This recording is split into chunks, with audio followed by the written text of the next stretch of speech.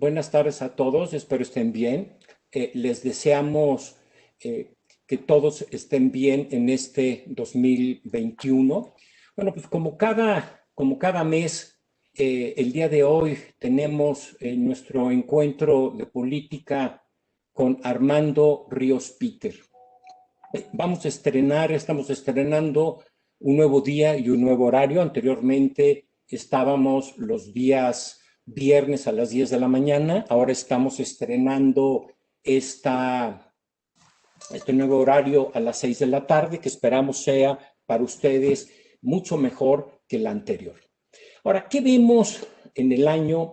Pues 2021 es un año pues muy, muy importante para México en la parte política por dos razones principales.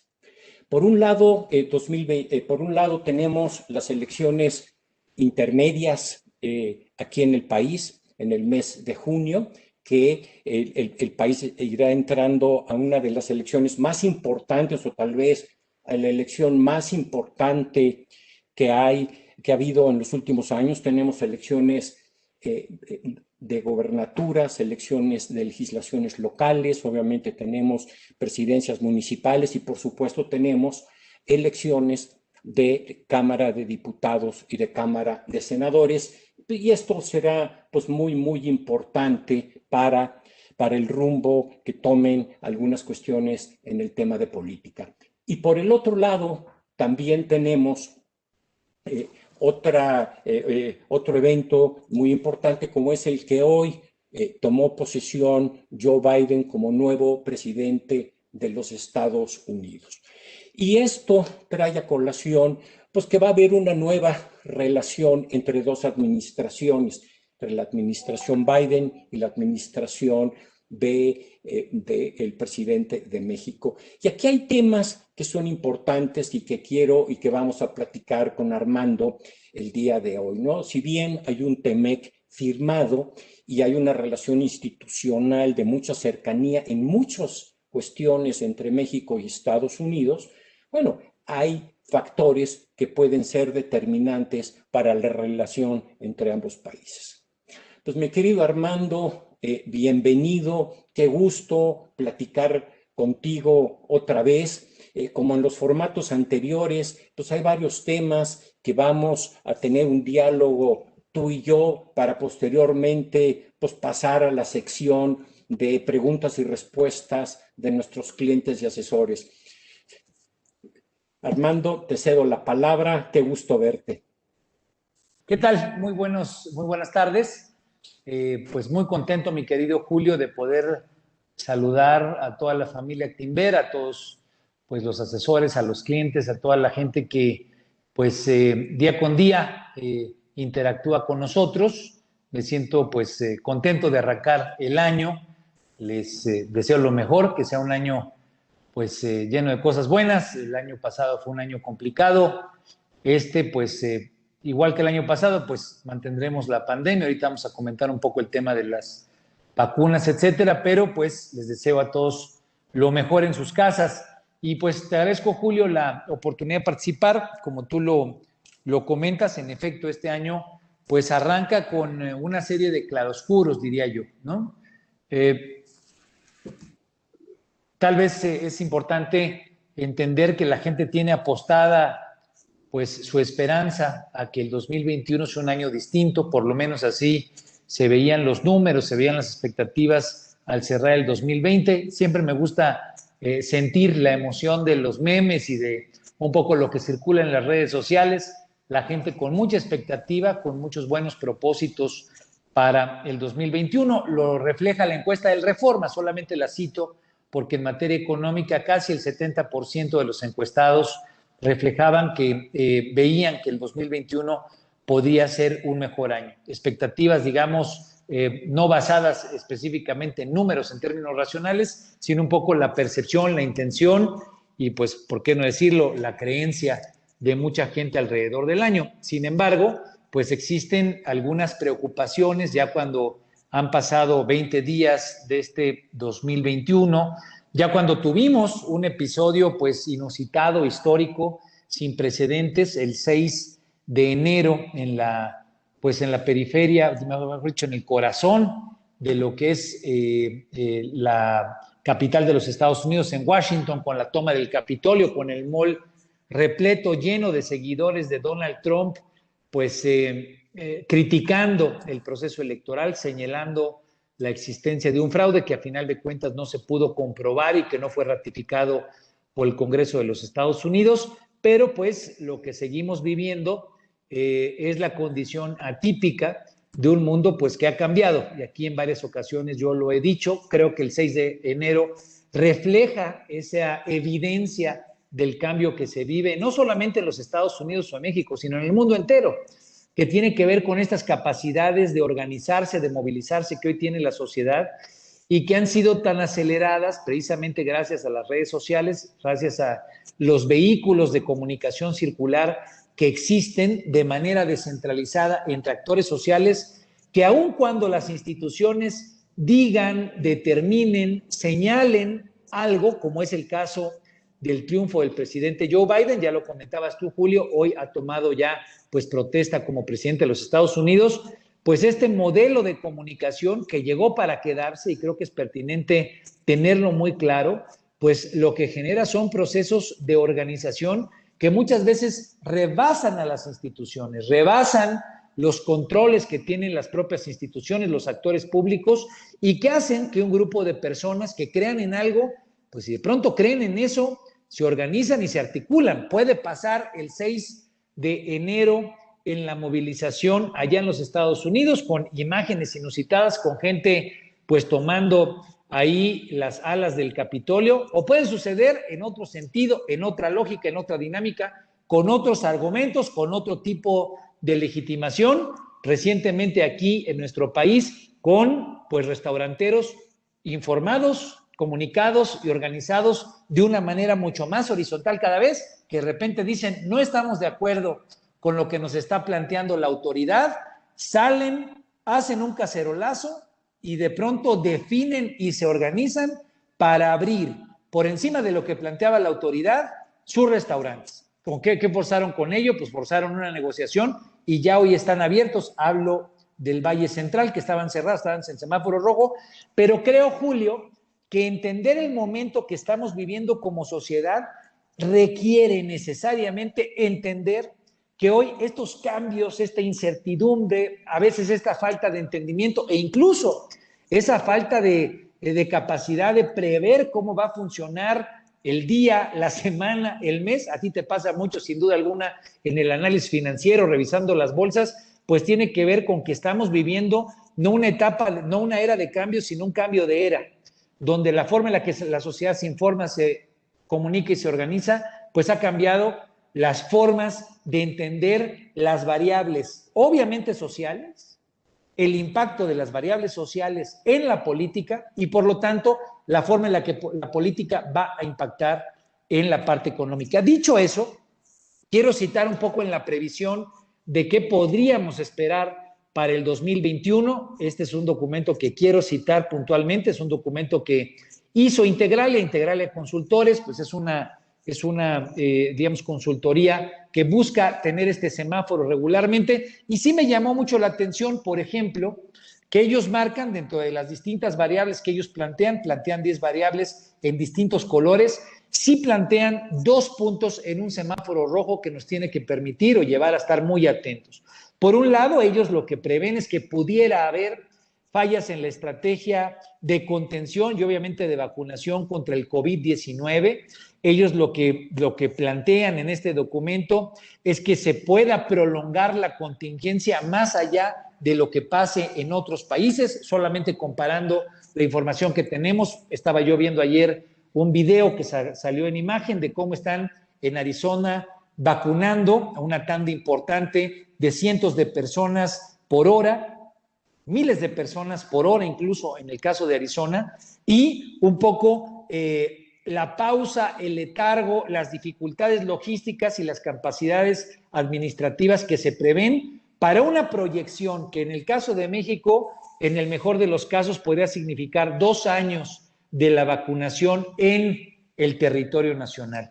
Creo que esto es importante tenerlo porque si bien esa es la proyección que nos da el gobierno, obviamente hay críticas de que si se va a manejar de manera clientelar y política, de que por qué están vacunando primero a los siervos de la nación, en fin, va a haber un ruido político alrededor del tema, pero lo que sí nos dice Integralia es que podrían presentarse fallas estructurales en la forma en la que se implemente la vacunación y eso obviamente en términos de ineficacia gubernamental, pues pueda significar movimientos sociales, críticas directas al gobierno, problemas estructurales. Obviamente la pandemia pues está pegando de manera fuerte. Hay quienes dicen que de las cifras oficiales que van más allá, oscilan en los 130,000 muertos, un poco más arriba sin duda, puede llegar a haber en términos reales 3 veces por 1. ¿Qué quiero decir con esto? Que si nosotros tenemos problemas en la administración de la vacuna, como lo dice Integralia, pues esto lo que puede generar es obviamente una complicación en términos incluso de gobernabilidad. Lo tiene Integralia en su reporte como el foco, digamos, de muy alto riesgo o de riesgo alto, quise destacarlo. Y bueno, pues otro es que en cuanto a las decisiones del Instituto Nacional Electoral, así lo marca también Integralia, reconociendo que este año, tú lo decías, pues habrá 24,000 cargos de elección popular entre alcaldes, presidentes municipales, gobernadores.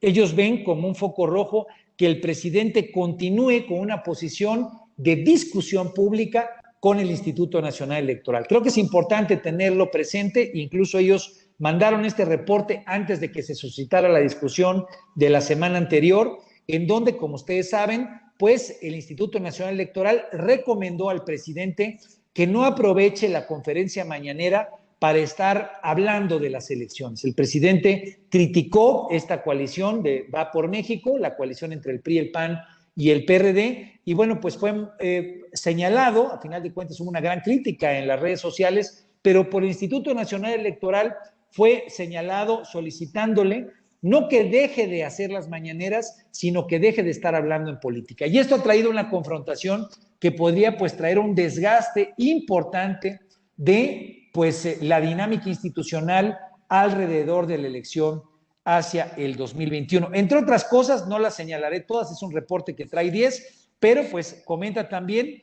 por ejemplo, que podría ser preocupante o lo tiene como un foco rojo, que Morena y sus aliados pudieran, es el tercer punto que pone, a mediados del año, una vez terminada la elección, que pudiera tener un nuevo triunfo electoral que lo llevara a mantener la concentración del poder en la Cámara de Diputados. Integralia lo plantea como algo pues negativo, lo plantea como algo de alto riesgo, porque ellos en su estudio lo que plantean es la necesidad de tener un mayor contrapeso, por lo pronto, de parte de los partidos que directamente se oponen al presidente López Obrador. Yo no lo veo como tal, como una situación de alto riesgo, estoy citando el documento, podremos comentar sobre el particular, pero sin duda alguna, hoy las encuestas, pues eso es lo que prevén la mayoría de las encuestas, que aun cuando este bloque opositor del PRI, el PAN y el PRD, pues pudiera tener destellos de atención electoral en algunas regiones del país, posiblemente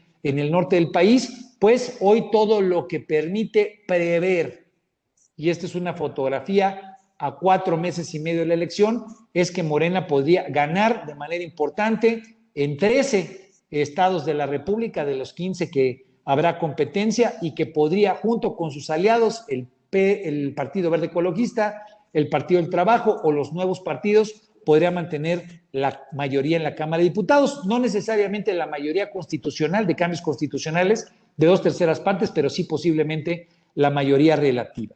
Un cuarto punto que ellos ven, yo no lo comparto tampoco, pero si es que ocurriera, entiendo el por qué hacen la lectura, ellos plantean que se recrudezca el nacionalismo energético y el presidente López Obrador impulse una contrarreforma energética, lo cual aumentaría el riesgo de deterioro económico.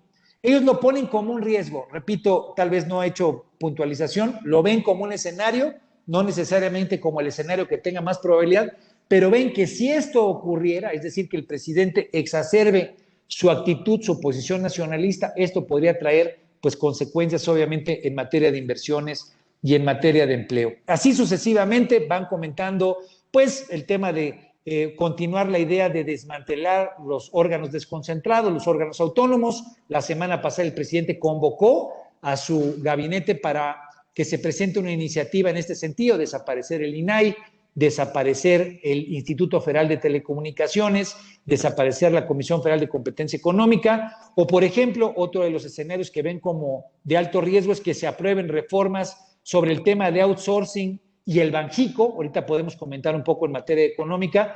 Estas dos iniciativas pues, han generado focos rojos tanto en la iniciativa privada como incluso en los Estados Unidos. Estoy hablando específicamente de la ley del Banjico. Quedó congelada para su revisión en la Cámara de Diputados, pero sí fue aprobada en la Cámara de Senadores. Que haya recortes presupuestarios, pues que conduzcan a un deterioro en la provisión de los servicios. Eso podría ocurrir especialmente a mediados de año, si es que pues cae mucho el ingreso, cae el crecimiento de la economía. Otro punto que ponen es que repunte la incidencia electiva, que el tema del cambio de la administración modifique de manera gradual la relación entre los Estados Unidos y nuestro país. No lo ven como un escenario de alto riesgo, pero sí lo ponen en foco amarillo, en foco ámbar, o que haya un desequilibrio de finanzas públicas, pues que afecte el escenario de negocios. Lo digo, mi querido Julio, no es un año, digamos, que ya cuando analizas los datos duros, haces una revisión puntual, pues que nos permita ser optimistas respecto a cómo podrían darse las cosas. Obviamente siempre están los escenarios favorables, donde si se hace política, donde si se busca, por ejemplo, en el caso de la relación con los Estados Unidos, tender puentes, cambiar dinámicas, aprovechar el tema energético para generar aproximación, pues podríamos tener un año positivo. Cierro diciéndoles dos cosas que es importante en el contexto electoral, una respecto a los números y la previsión, otra respecto a pues el escenario de violencia que podría generarse. El primero es, tenemos un presidente bien calificado, lo comentamos la vez pasada, 60% de calificación hacia él en su persona. En la mayoría de las encuestas el presidente sale bien calificado, repito, 60% de aprobación. Sin embargo, su gobierno es un gobierno pues que tiene una mala calificación. No el 10% que habíamos comentado en la ocasión anterior, que traía en el penúltimo trimestre, sino que ya en la evaluación de GEA del último trimestre, lo que aparece es con un ligero repunte. Estaba en 10% de calificación sus políticas públicas en materia de enseñanza, en materia de seguridad, etcétera.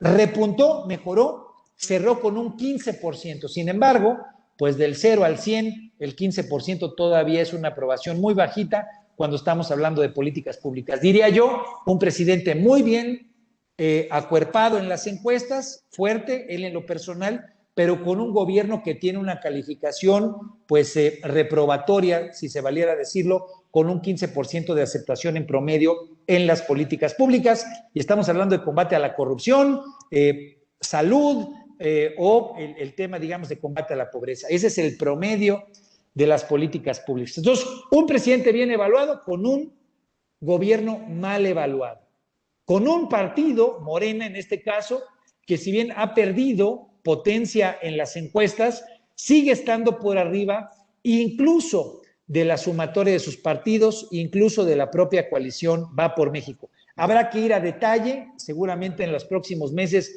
podremos revisar casos por casos para ver cómo fue avanzando la coalición, pero hoy lo que puedo decir es que por lo pronto la narrativa de la coalición Va por México no ha tenido la suficiente potencia, se ha quedado tal vez más en la contradicción o en el señalamiento al gobierno de López Obrador y todavía tal vez no termina de amalgamarse, hay que terminar de ver candidatos, etcétera, pero es importante porque muchos ven esta elección entre los que están con López Obrador, apoyando a Morena y sus aliados, y los que están en contra, especialmente el PRI, el PAN y el PRD en la coalición Va por México.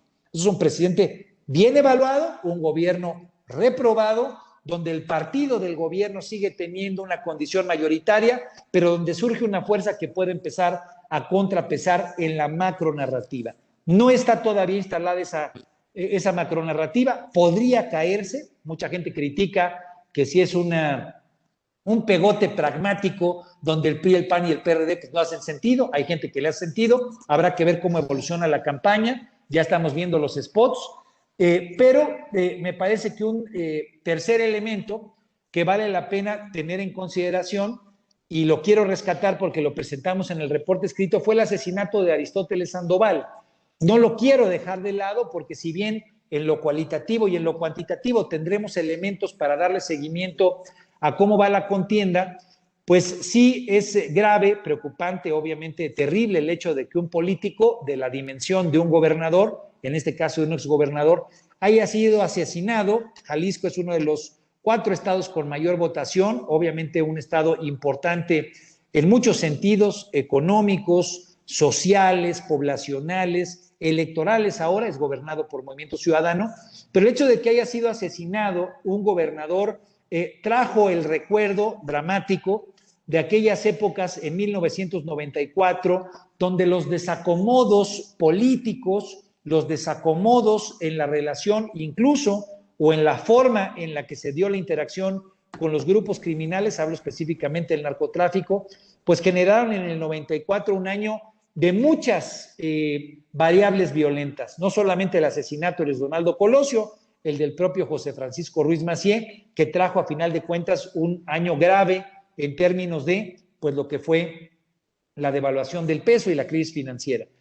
No veo en esa dimensión en este momento el asesinato de Aristóteles Sandoval, pero sí quiero rescatar que hay algunas variables que no hay que perder de vista. Por ejemplo, que en la investigación, pues a final del día se borraron las huellas del crimen, se ha pensado, se ha exhibido que podría estar metido uno de los cárteles importantes del crimen organizado detrás de este asesinato, inclusive habían amenazado de muerte al propio gobernador, habían asesinado a uno de sus funcionarios, al secretario de Turismo, amenazado de muerte a su procurador general. Entonces, creo que es importante tenerlo en referencia, no porque sea una de las preocupaciones inmediatas que haya que tener, pero sin duda alguna, siempre mucho lo dicen los analistas, la violencia, a final de cuentas, es una representación, cuando se habla de política, de los desajustes que llega a haber entre las élites pues, que dirigen ya sea política, económica o incluso criminalmente determinado territorio. Esa sería un poco la visión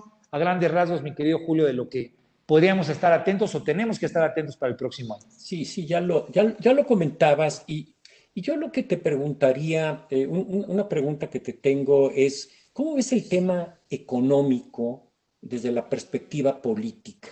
Estamos próximos, en abril empiezan las elecciones, la economía no va a estar recuperada para ese momento. Hablaste hace un momento también del PRI, del PAN, del PRD, están haciendo esfuerzos por ir en algunas cuestiones juntos. ¿Cómo ves este entorno? ¿Cómo sientes este entorno de las elecciones más grandes en la historia de México, con miles y miles de puestos populares, en un momento de una crisis importante sanitaria y en un momento también de muchas dificultades en la economía? Bueno, si viviéramos en el mundo normal, digamos, en el mundo en el que vivíamos antes de que existiera este sobredimensionamiento de información, de hipercomunicación, hiperconexión que hoy tenemos, yo te afirmaría que el tema, sin duda alguna, por excelencia, que debería de estar en la narrativa, tanto en la macronarrativa como en la micronarrativa, es el tema económico. El hecho de que de casi 5 millones de micro, medianas y pequeñas empresas hayan cerrado, según el reporte del INEGI el año pasado, 1 millón de ellas, pues nos da una dimensión de las implicaciones que esto tiene para, obviamente, para la economía, para el crecimiento del Producto Interno Bruto o para la generación de empleo. Recordemos que prácticamente el 70% del empleo en el país lo provee la micro, pequeña y mediana empresa. Entonces, de ese tamaño me parece que son las cifras de la afectación que nos ha traído la pandemia, y si le sumamos un poco los desaciertos que han llevado a falta de confianza por parte del sector privado, pues de esa magnitud es el contexto crítico que vivimos en materia económica. Creo también, y por eso hacía un poco la consideración de que el mundo que antes teníamos hoy funciona y cada vez funciona de manera más distinta, más diferente, pues también lo simbólico tiene un peso importante en términos de lo que la gente percibe en el día con día. Cuando hablo de lo simbólico, hablo mucho de cómo la narrativa, especialmente la narrativa que va a estar girando alrededor de las elecciones, pues muchas veces no logramos entender bien a bien cómo, si un empresario está cerrando, si de repente la economía está caída, no es tan contundente la crítica al presidente como cabeza del Ejecutivo, e incluso tiene una calificación del 60%. Pues eso tiene mucho que ver con la nueva forma en la que funciona la comunicación circular, donde pues el presidente, si bien es criticado en su forma de gobernar o de políticas públicas específicas, es valorado en lo simbólico, es valorado, por ejemplo, en el tema del combate a la corrupción. No lo voy a calificar si lo ha hecho o no, pero lo que sí ha hecho, me refiero al tema de los castigos, lo que sí ha hecho es puesto el tema en la agenda continuamente, el tema de Lozoya, que aquí comentamos en su momento, u otros temas. Pero esto es muy importante tenerlo claro, porque si bien podemos tener una problemática en el mundo real, en el día con día, en términos de gente que está percibiendo menos ingresos, que le están pagando a la mitad, o gente que está en el desempleo, o microempresarios que han tenido que cerrar sus negocios, en el ambiente de la macronarrativa, pues también está el tema de la corrupción como una apuesta, como una cruzada que López Obrador mantiene en el discurso cotidiano. ¿Qué quiero decir con esto? No pienso persuadir ni convencer a nadie de que una es más válida que la otra. Lo que quiero decirle al auditorio es que estas dos van a estar conviviendo, obviamente, como lo pregunta Julio, en un contexto electoral y donde tal vez el plantear la narrativa específicamente en el tema económico, que podría hacer mucho sentido, incluso aun cuando a la gente le pegue en el bolsillo, podría no tener la potencia suficiente para arrastrar a la gente, a los votantes, a salir a las calles. O de pronto podría ocurrir que en efecto se acaba el cuento, se acaba la narrativa alrededor del combate a la corrupción, puede ocurrir porque salga algún video como el que salió de Pío, en fin, puede ocurrir esto y de pronto esa macronarrativa que tiene mucha fortaleza y que le da mucho posicionamiento al presidente López Obrador se caiga y que impere, digamos, la narrativa en términos económicos. Por eso quiero rescatar el tema de 1 millón de micro, pequeñas y medianas empresas, pues que hoy han tenido que cerrar. Ese es un dato duro. En cualquier contexto que lo viéramos, diríamos, oye, pues una quinta parte de lo que genera el 70% del empleo se cayó. Bueno, pues esto debería estar calificado como un desastre. El partido en el poder debería ser calificado pues como un error puntual. Pues no, no es el caso.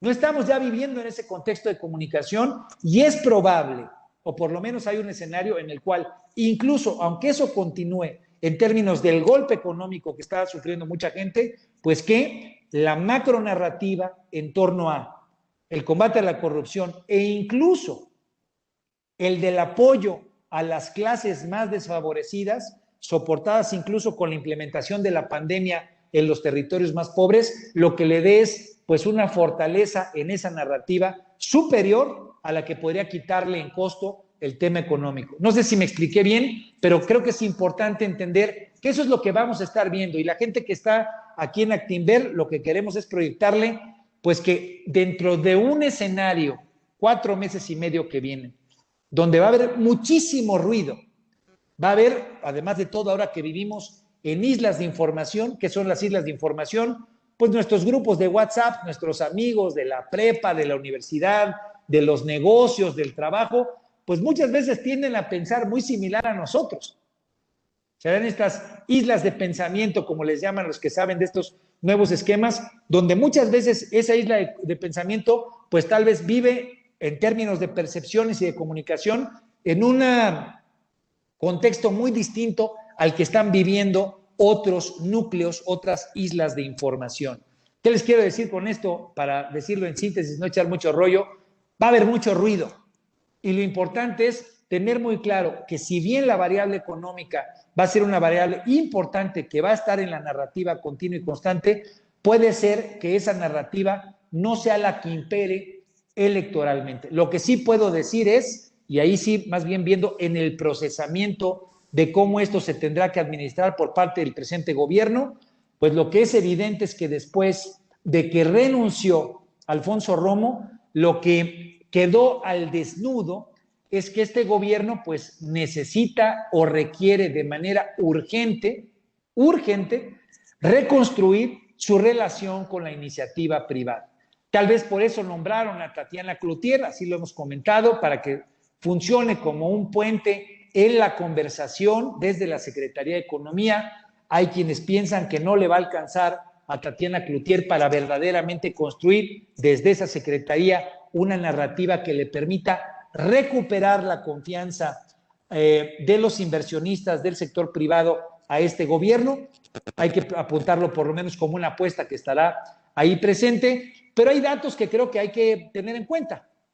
Se incrementó el salario mínimo, fue una de las decisiones de fin del año, lo hicimos en el reporte escrito.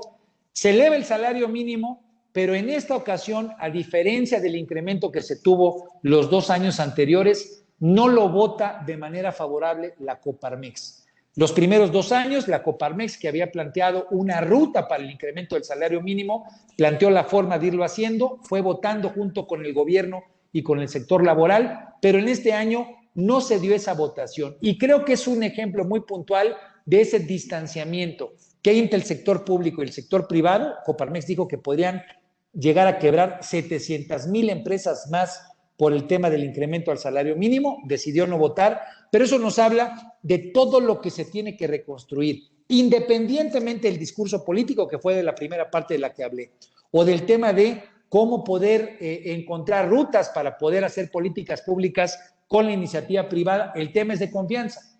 Y ahí me parece que este año abre con un enorme reto de parte del gobierno para poder tener no solamente fotografías como las ha tenido, reuniones, encuentros, sino una verdadera reordenamiento de la estrategia que nos permita garantizar que hay confianza de parte de la iniciativa privada para con las decisiones del gobierno de López Obrador.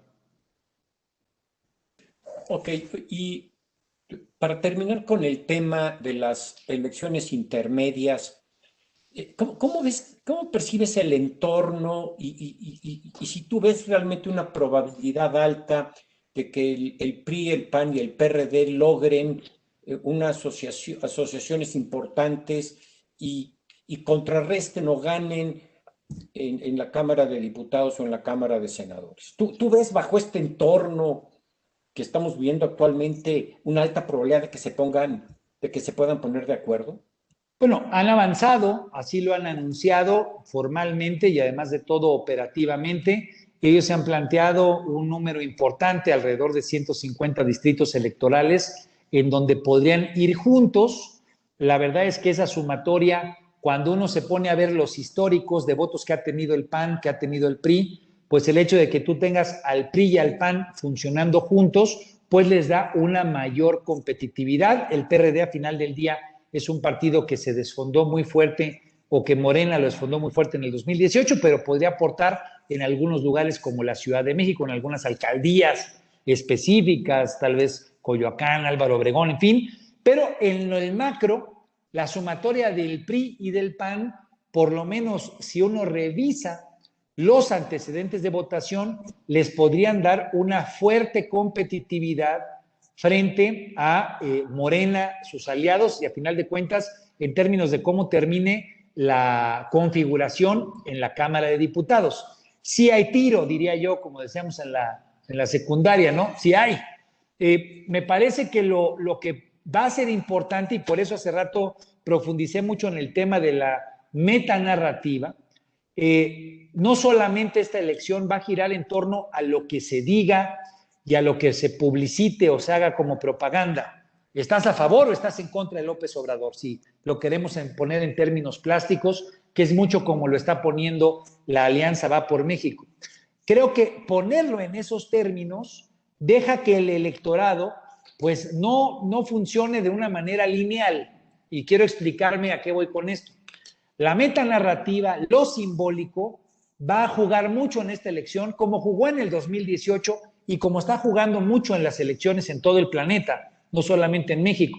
La macronarrativa hoy tiene que ver, por lo menos como un reto para el PRI, el PAN y el PRD juntos, de que le digan al electorado pues qué tanta coherencia tiene esta coalición. En un lugar donde históricamente la gente ha votado por el PAN, donde el adversario histórico ha sido el PRI, pues habrá que ser muy inteligentes en cómo decirle a los votantes pues que los que eran los malos ahora no son los malos, sino son los buenos, y que los malos son otros, ¿no? Entonces, esa machincuepa, no sé cómo decirlo formalmente, pero digamos, esa mega marometa de 3 pasos en el aire, pues para muchos puede tener que ver con toda linealidad, no nos gusta el gobierno de López Obrador, es un peligro, vamos a cambiar. Pero cuando te vas a lo local, pues hacen muchas cosas, juego y muchas aristas entran en la dinámica. El perfil del candidato, qué tanto realmente es algo más de lo mismo o es algo nuevo y diferente, qué tan ciudadano se ve, qué tanto realmente en tierra pues a la gente el tema de ir en contra de López Obrador les cae, y lo pongo como un ejemplo, si quieren, muy de la discusión de Círculo Rojo, pero que me parece importante ponerlo a consideración de nuestros amigos y amigas de Actinver. El presidente se lanzó en contra del Instituto Nacional de Acceso a la Información. Dijo que era demasiado caro, que así de costoso no era eficiente porque se tardaba mucho tiempo en darte información y que era mejor que lo hiciera alguna dependencia del gobierno. Dijo que la Secretaría de la Función Pública. Subrayo mi posición. Yo creo que es importante tener una dependencia autónoma que nos brinde información respecto al acto público, respecto a las acciones de gobierno. Yo voté cuando fui senador en favor del INAI, en fin. Sin embargo, cuando el presidente dice que es demasiado costoso, pues a la gente se le hace muy costoso, sin duda. Cuando la gente dice que pasa mucho tiempo en que llegue la información del INAI, pues también tiene un punto, tiene razón.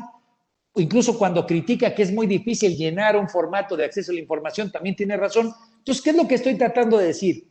Se vuelve una discusión muy sofisticada, donde al último mucha gente y de los votantes dicen, pues yo ni sé qué es el INAI.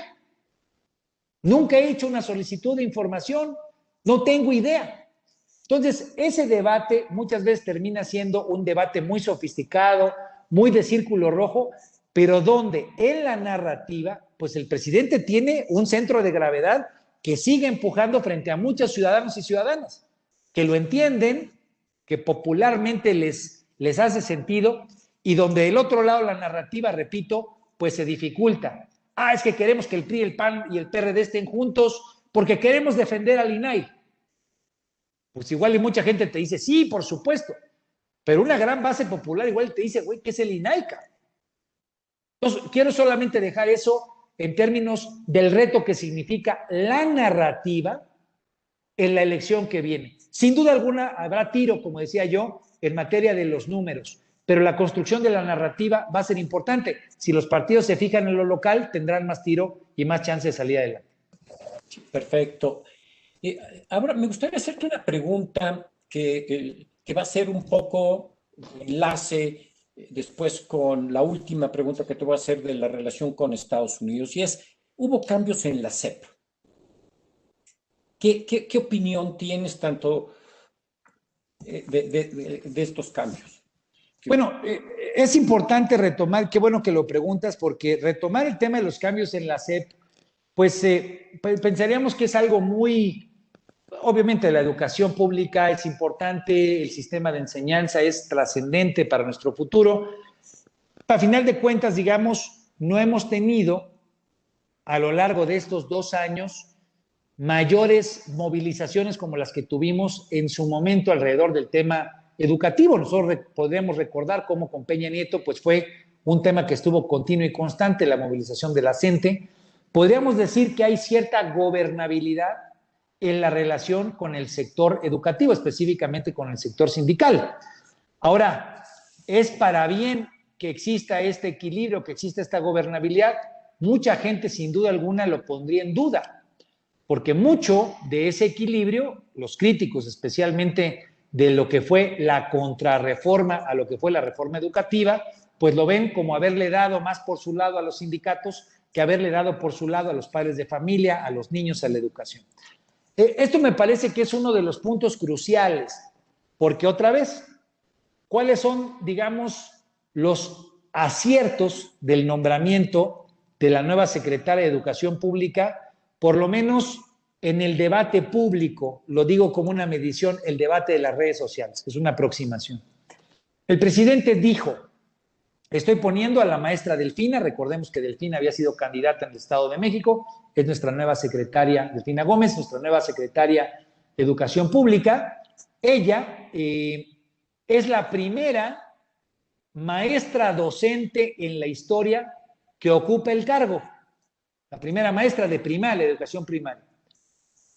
Lo pongo en contexto porque los críticos de López Obrador salieron muy molestos, criticando que si el nombramiento era por lealtad, que si no cumplía con las características, que era una persona que no tenía las tablas suficientes o el conocimiento suficiente para ocupar ese cargo. Así lo puse en el reporte escrito. Sin embargo, quienes defendieron con otras condiciones en la narrativa. En efecto, es la primera maestra que ha dado curso, que ha estado al frente de salón, y no lo hizo en una ocasión, sino lo hizo a lo largo de un buen rato. Es la primera secretaria que no solamente ha sido maestra, sino que ha estado formando parte de la dirección del Sindicato de Trabajadores de la Educación, y es la primera maestra que, teniendo esas dos condiciones, siendo parte de la vida sindical, siendo parte de el enseñar en aula, pues ha estado en cargos de administración. Recordemos que estaba como coordinadora de los programas en el Estado de México, de todos los programas federales, y que es política. ¿Con qué verdad nos quedamos? Es lo que pasa ahora mucho, ¿no? Escuchas una en la isla en la que uno forma parte y pues, no, es el peor nombramiento que puede haber. Y si estamos en otra isla es el mejor nombramiento que puede haber. Lo que quiero poner es, digamos, estas medias verdades que conviven el día de hoy. Lo que es cierto es que en la encuesta PISA, o por lo menos en la calificación del examen PISA, seguimos estando mal calificados en matemáticas y obviamente en aprehensión escolar, en aprehensión. Seguimos teniendo retos en materia de inversión en infraestructura y especialmente en materia de capacitación para los maestros. ¿Por qué creo que es relevante hablar del tema educativo? Porque sin duda alguna, socialmente, uno de los temas que hoy están pegando más en el contexto de la pandemia es precisamente la forma en la que millones de niños hoy se están diferenciando en el modelo de educación y de enseñanza que están recibiendo.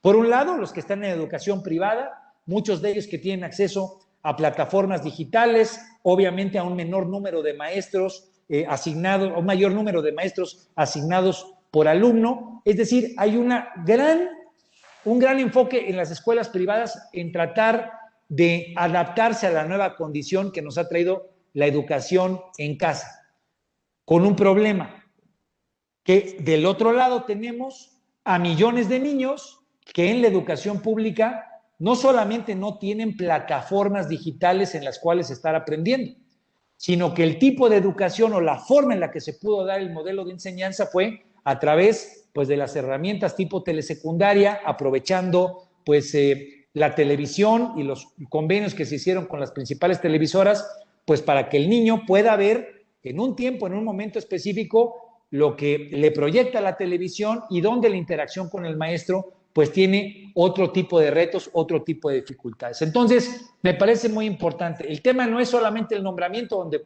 puedo pensar que hay quienes estén a favor o quienes estén en contra, sino que si hay algo que hay que evaluar de manera puntual para lo que va a seguir como país en el próximo año, los próximos 5 años, los próximos 10 años, es esa evaluación que ha diferenciado de manera dramática entre ricos y entre pobres a nivel de educandos en el país.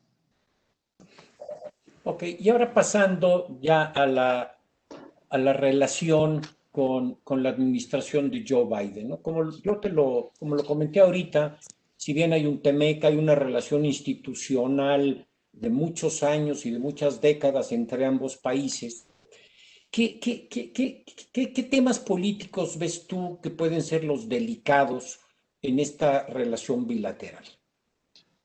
Bueno, voy digamos, de lo más formal, de lo más evidente, a tal vez lo más profundo. Creo que lo más evidente, ya lo platicábamos previo a ahora que ya ha sido la toma de posesión formal, cuando todavía estaba el litigio entre Trump y Biden, pues el hecho de que el presidente López Obrador no haya hecho un reconocimiento inmediato, un saludo, una llamada a Joe Biden, pues podría ser visto en los círculos cercanos al presidente demócrata hoy en funciones, pues como una desatención, una falta de cercanía que eventualmente pueda traer aparejado un costo político. Eso creo que es algo que está ahí presente y que está latente. Lo pongo en contexto porque sin tener una bola mágica, sí me da la impresión de que Joe Biden, por interés propio y por interés de una nueva fisonomía de su gobierno, podría no caer en esa lógica que podría ser la lógica que siguió Clinton. Me da la impresión de que así como la relación bilateral, binacional, en el caso de Trump con López Obrador, Trump le empujó mucho al tema de la relación personal. No fue México el único caso. Trump lo hizo con muchos otros mandatarios. Me parece que la apuesta de los demócratas podría ser mucho más a fortalecer la lógica del poder institucional que representa a los Estados Unidos para con otras naciones. Y eso obviamente te cambia el centro de gravedad de la dinámica de interacción. No vería yo en lo inmediato un desdén hacia la persona de López Obrador, sino casi como que de manera implícita, más una exigencia de que el trabajo no sea al contentillo del mandatario, sino a la lógica de la interacción que se tenga que tener entre las instituciones. Un ejemplo muy puntual, López Obrador dijo que se tendría que desaparecer el Instituto Federal de Telecomunicaciones, igual que dijo que el INAI. Bueno, pues ese instituto está en el Tratado de Libre Comercio, en el TEMEC, está ahí plasmado como una de las instituciones que nos tienen que plantear y permitir competitividad a nivel regional. Pues me parece que ahí hay un punto muy claro a nivel institucional en el cual pues ese asidero en la relación pues tendrá un claro marcaje. Oye, presidente, pues mira, tú puedes querer quitarlo, pero el tema es que nosotros estamos en un marco institucional que queremos robustecer. Te pedimos que seas contundente, firme y claro respecto a lo que tenemos pactado entre los dos. Creo que ese es un pequeño ejemplo de en dónde están las áreas de oportunidad en las que seguramente Joe Biden, o por lo menos es lo que yo me atrevo a pensar, en donde él se podrá diferenciar del Trump unipersonal, a veces ocurrente, a veces, digamos, señalado por ser unipersonal, repito, en el mandato, y diferenciarse en la lógica de la visión de Estado. Y que creo que tendrá su transferencia en la lógica de la relación bilateral.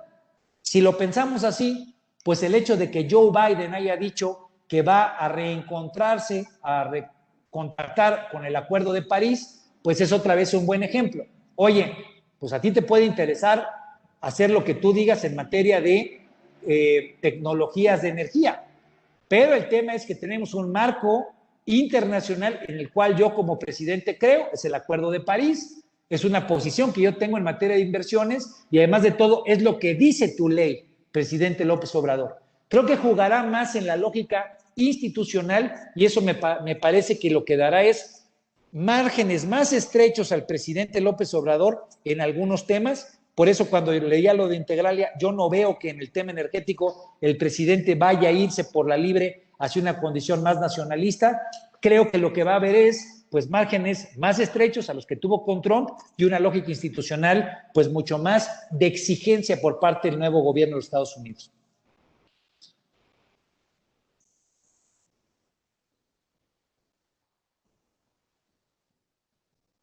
Con esto concluimos y estamos pasando pasamos una sección a la sección de preguntas y respuestas.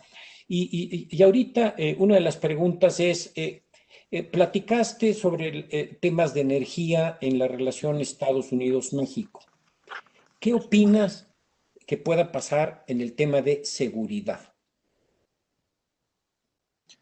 Yo creo que todo digamos, todo el esquema de seguridad tiene un área de reingeniería importante. El hecho de que Salvador Cienfuegos, el episodio final, lo comentamos en la ocasión anterior, hace dos ocasiones, perdón, el hecho de que un general secretario haya sido detenido en territorio estadounidense con una orden de aprehensión emitida por un juzgado de Nueva York, con una investigación realizada por la DEA, y que después de todo ese proceso, por una situación de imperiosa, o no me acuerdo muy bien cómo estaba, pero digamos, causas de imperio en materia de las relaciones internacionales, en este caso con nuestro país, pues lo que me parece es que dejaron evidente la importancia, la trascendencia de la relación entre México y Estados Unidos, y sobre todo la importancia y la trascendencia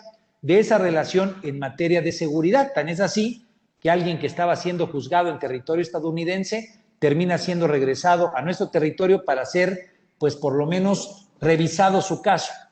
El hecho de que el gobierno mexicano haya decidido de manera rápida, expedita, creo que yo inusualmente rápido y expedito, liberar la revisión del tema, me parece que lo que va a dejar es una arista, digamos, un hilo suelto sobre el cual el gobierno estadounidense buscará reconstruir muchas cosas.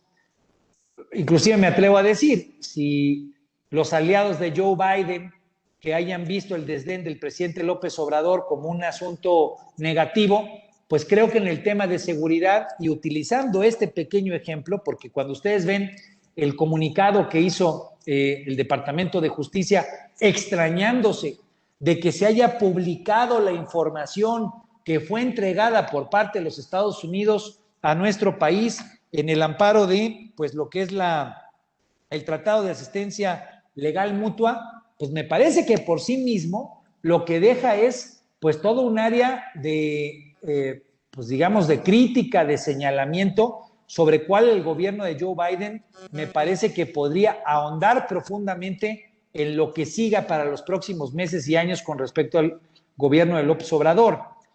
Creo que la forma en la que se vio la seguridad con Donald Trump podría encontrar en ese hecho una justificación para tratar de rediseñar la dinámica en la forma en la que se está llevando el tema de seguridad. Es así como lo veo, y desde donde yo creo que el gobierno de Estados Unidos podría encontrar un punto flaco de este gobierno, me refiero al gobierno de López Obrador, y en el cual pues tal vez plantearía algunos asuntos como de mayor acceso, mayor participación, mayor penetración, que es algo a lo que este gobierno se ha negado. No digo que el presidente López Obrador vaya a aceptar eso, pero sí lo que creo es que va a ser un punto de confrontación en el cual seguramente por exigencia de los Estados Unidos podremos tener pues una nueva dinámica institucional. Correcto. Sobre el tema con la relación con Estados Unidos hay otra pregunta y tiene que ver con que si hay los mismos, que si en Estados Unidos hay los mismos organismos autónomos que hay en México o organismos similares y si estos están en el TEMEC. No, no están todos. Tengo por lo menos de memoria práctica y clara el tema del Instituto Federal de Telecomunicaciones. Algo hay en materia de transparencia. Recordemos que en el tema de combate a la corrupción, pues fue uno de los apartados nuevos, innovadores en el TEMEC. No necesariamente es el Instituto Nacional de Acceso a la Información, si hay un capitulado de transparencia, de acceso a la información, pero bueno, pues eso lo que nos llevaría es a que un planteamiento como el del presidente López Obrador pues pudiera tener un ajuste. ¿Podría quedarse el INAI? Sí, con esa justificación, pero también podría no quedarse, lo que estoy tratando de decir. Pero no tenemos un símil, no tenemos una condición espejo con respecto a las instituciones, especialmente las autónomas de los Estados Unidos.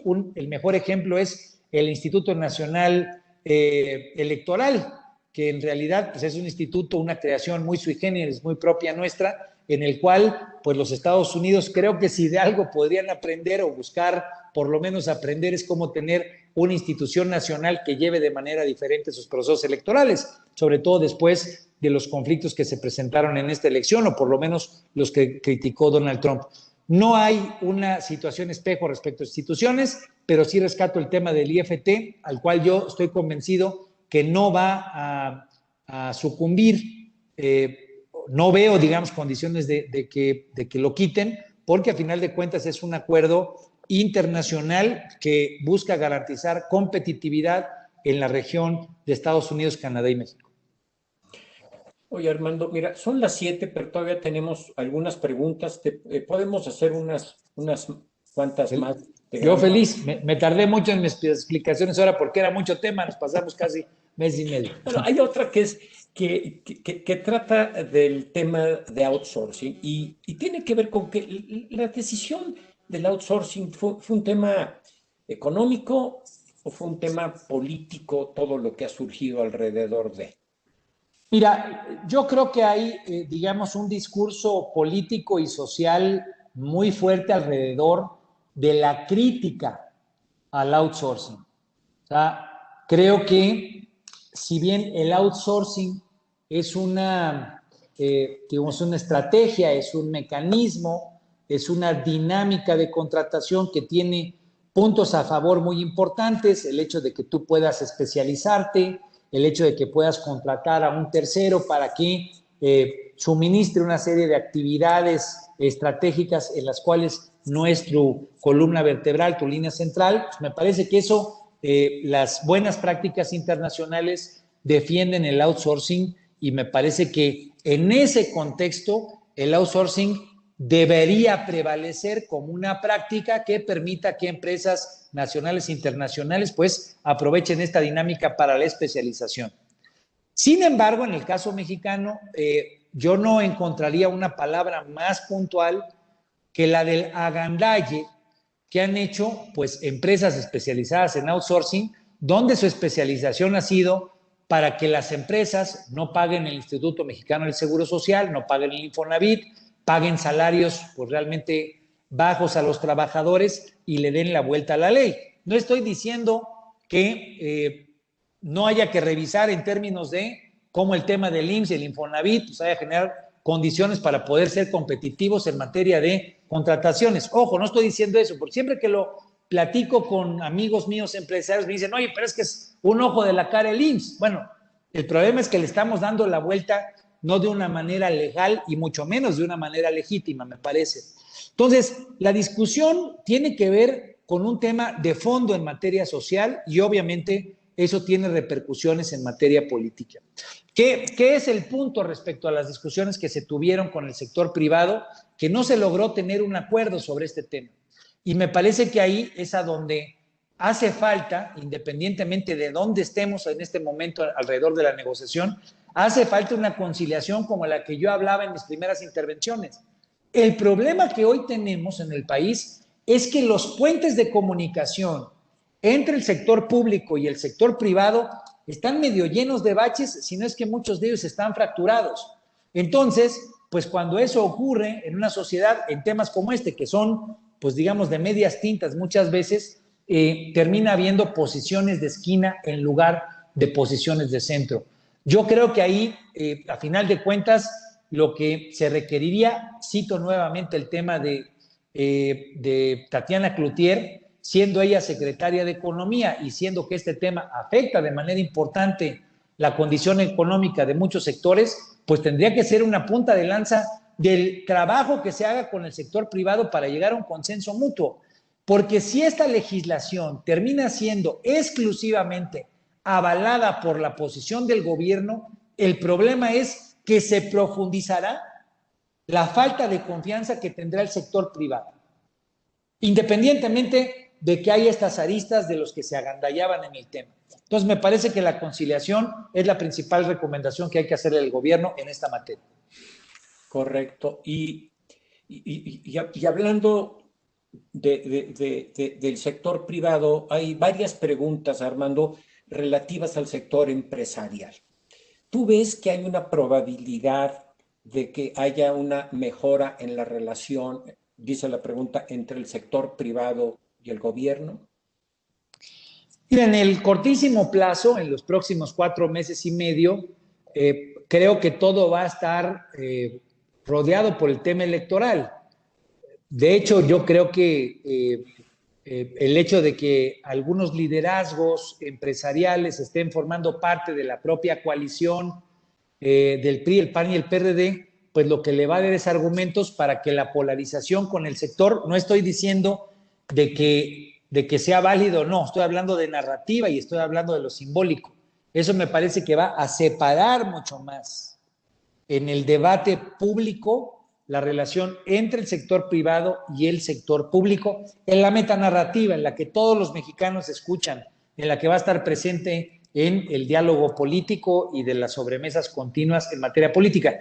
Ahí por eso yo subrayo tanto la necesidad de que esta nueva interlocutora, que puede ser Tatiana Cloutier, pues los grupos empresariales voltearan a verla con esa intención y con esa exigencia, tratando de que si ese puente no lo es hoy, se convierta en ese puente. Porque de otra manera me parece que lo que nos vamos a quedar es pues en un par de islas que van a estar separadas y de las cuales reconstruir después del proceso electoral pues nos va a llevar tiempo. No lo veo, repito, construyéndose por el escenario político electoral que hoy va a imperar, pero ahí donde no vamos a estar viéndolo es donde debería empezar a ocurrir. Ha cambiado, por ejemplo, el liderazgo de la Coparmex. Actualmente el nuevo liderazgo, pues es un liderazgo más de, diría yo, más de concertación, menos de confrontación como lo fue el anterior. No estoy calificando un otro, es un poco el perfil de su forma de participar. Creo yo que el nuevo liderazgo de Coparmex pues, pudiera buscar por perfil, por ánimo, buscar puentes. Creo que es lo que ha estado tratando de hacer Carlos Salazar. Pues ahí habría que no distraerse con el escenario político electoral, que eso se quede pues, para la audiencia y para los actores que traigan el micrófono, y más bien aprovechar estos 4 meses pues, para ver en qué áreas hay chance de trabajar y de encontrar áreas de oportunidad. Hay muchas excusas para hacerlo, Julio. El tema del cambio de la administración de Joe Biden, o estos ejemplos que he puesto, el tema energético y el tema de telecomunicaciones, te dan para tener puntos de acercamiento donde puede haber inversión. Entonces, ahí me parece que hay áreas de oportunidad que deben ocurrir si hay liderazgo de parte de la autoridad, en este caso de Tatiana Cloutier, la pongo ella como el ejemplo cabeza, pero también de parte de quienes están al frente de las los nuevos liderazgos al frente de las cúpulas empresariales. Pues muy bien, con esto, Armando, terminamos la sesión del día de hoy. Me preguntan dónde se puede consultar este estudio de Integralia que platicabas al principio, en qué dirección o dónde se puede consultar. Si les parece bien, yo te lo entrego, lo tengo en WhatsApp para no irme demasiado profundo, como lo tengo en WhatsApp, que es donde... Y se lo hacemos llegar lo hacemos llegar. Yo te lo mando y obviamente así lo difundimos, ¿no? Pues muy bien, pues muchísimas gracias, Armando, a todos nuestros clientes, a todos nuestros asesores, muchas gracias por su participación el día de hoy. Estamos en contacto.